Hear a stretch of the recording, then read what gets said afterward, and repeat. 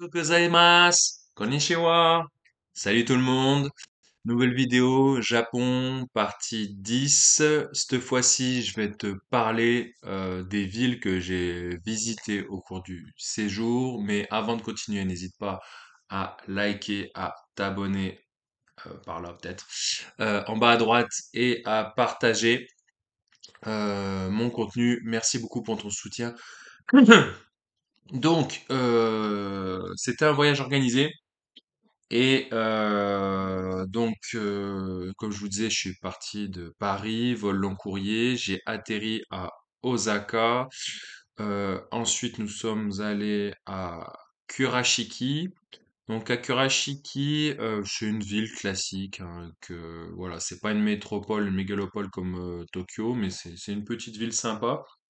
On est allé dans un temple, donc un temple shintoïste, donc avec la fameuse corde, comme je vous expliquais dans la précédente vidéo.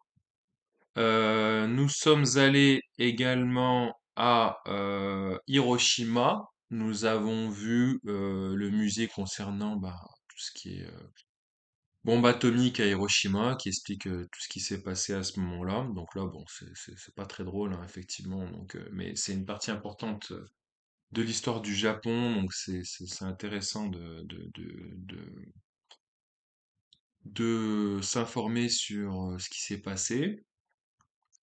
Puis nous sommes allés à Okayama. Okayama, donc c'était en bord de mer, paysage assez sympa. Et puis en face, il y avait l'île sacrée de Miyajima. Et donc nous y sommes allés en bateau, en ferry. Et c'est là où on aperçoit le fameux torii, donc le portail rouge dans l'eau, qui est là pour protéger le sanctuaire, l'île sacrée de Miyajima contre les tsunamis, typhons, etc. Et donc là, nous avons visité ce sanctuaire. Il y a des gens qui priaient. Vous savez, voilà, c'est des sortes de pagodes avec des barrières rouges orangées. D'ailleurs, en hauteur, en altitude, il y a la fameuse pagode, là. Enfin, il y en a plein dans le Japon, mais là, c'était sympa. Bah, ça m'a rappelé Final Fantasy à Yutai, lorsqu'on doit affronter tous les ennemis étage par étage avec notamment le personnage qui est Yuffie, la ninja d'un Final Fantasy VII. Donc voilà, c'est la pagode à plusieurs étages. Là, c'est la maison pointue, la typique du Japon. Donc ça, c'était bien. Ensuite, on est retourné à Okayama et puis nous sommes allés au château d'Imeji. Donc le château d'Imeji, c'est l'ancien château, on va dire, féodal, et donc il est situé en pleine nature, il est très élevé, il surplombe tout. Donc apparemment, je pense que c'était pour, qu'on appelle ça? Au cas où il y a une guerre, au moins ils surplombent tout, et donc ils peuvent difficilement se faire attaquer. Il y avait plusieurs portes, je crois qu'il y en a une dizaine ou une quinzaine avant d'arriver au château. Donc pas mal de remparts et de murs. Bien sûr, ce sont des hectares une propriété de plusieurs hectares. C'est très grand. Ensuite, nous sommes allés à Nara. À Nara, il me semble, c'est là où il y avait les daims. Et là, cette fois-ci, nous sommes allés dans un temple bouddhiste. Donc, notamment avec le fameux Bouddha vêtu d'un drap rouge qui soignerait tous les maux. Donc, si vous avez mal à l'épaule, vous touchez l'épaule. Si vous avez mal au coude, vous touchez le coude. Si vous avez mal à la tête, vous touchez sa tête. Et normalement, d'après la légende, euh, vous serez guéri de vos maux en touchant la zone concernée. Ensuite, nous sommes allés à Kyoto. Donc, Kyoto, c'est une ville sympa, hein, c'est une métropole. C'est pas aussi grand que Tokyo, mais c'est pas mal, c'est très grand. Donc, leurs centres commerciaux s'appellent Aeon, donc A-E-O-N, Grande Galerie Marchande. Voilà, les fameux passages piétons. Tut, tut, tut, tut, tut, tut. Oula, voilà, voilà, faut attendre bien le feu vert pour traverser sur le passage piéton. À remarquer qu'aussi, il n'y a pas de pollution. Enfin, en dehors de Kyoto, j'ai remarqué qu'il n'y a vraiment pas de pollution. En fait, les gens, ils roulent normalement, ils klaxonnent très peu, ils klaxonnent vraiment qu'en cas d'urgence, hein, c'est pas comme nous pour manifester notre mécontentement. Et franchement, l'air, pour une ville, il était bon, hein, c'est incroyable. Et donc Kyoto, voilà, vous pouvez faire plein de choses, heu, notamment aller en boîte de nuit, c'est sympa, le Hello World, il me semble. Non, non, voilà, top. Puis nous avons pris une longue route jusqu'en direction du mont Fuji et nous nous sommes arrêtés à une auberge, non, pardon, avant ça, nous sommes allés au mont Shigi.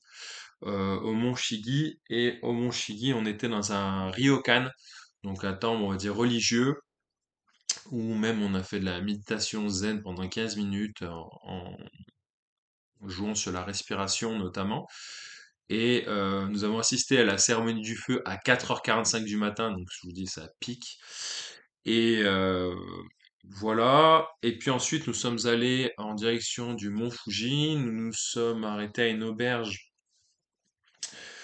située en bas on va dire, enfin, proche du mont Fuji. Il y avait une cascade derrière, donc toute la nuit, on était bercé par la cascade, le bruit de l'eau dans les courants, dans les rapides.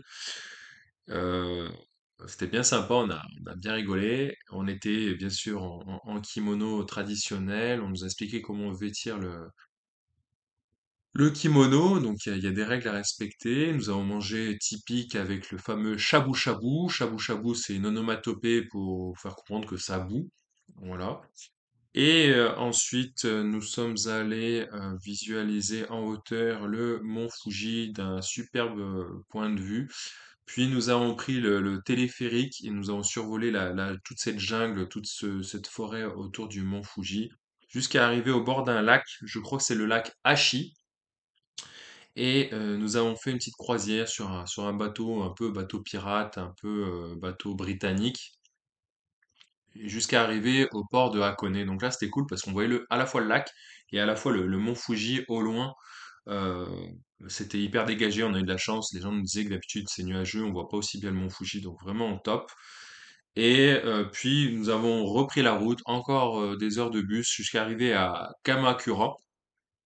À Kamakura, c'est une ville, on va dire, euh, comment dire, il y a la plage, hein, une ville balnéaire, voilà, c'est une ville côtière. Donc il y avait la plage notamment, on a encore fait du shopping, on a encore bien mangé. Et enfin, nous avons terminé à Tokyo, la métropole, mégalopole, et nous sommes allés notamment au quartier de Akihabara, le quartier de l'électronique, et enfin au quartier de Shibuya, le fameux quartier de Shibuya. Et puis, on a visité d'autres temples, d'autres sanctuaires, hein, voilà, on en a visité pas mal. Je vous avoue qu'ils se ressemblent un peu tous. Nous avons également vu un temple avec un Bouddha énorme, donc c'était le énième Bouddha qu'on croisait. Et enfin, nous sommes repartis de l'aéroport de Tokyo, aéroport très facile d'accès, enfin très facile pour se déplacer dans l'aéroport de Tokyo. Voilà, c'est un peu comme Tetris, hein, voilà, il n'y a pas de chichi, c'est tout à la suite. Voilà, tout est optimisé pour aller au plus vite à la porte d'embarquement. Passez pas des heures dans les boutiques. Voilà, c'est très simple, très cartésien, on va dire, très simplifié, très schématisé. Tac, tac, tac, hop, porte d'embarquement et on décolle. Et puis retour à Paris, Charles de Gaulle via Qatar Airways. C'est la fin de cette vidéo. N'hésite pas à t'abonner, à liker, à partager. Puis je te dis à bientôt pour de nouvelles vidéos. Ciao, ciao!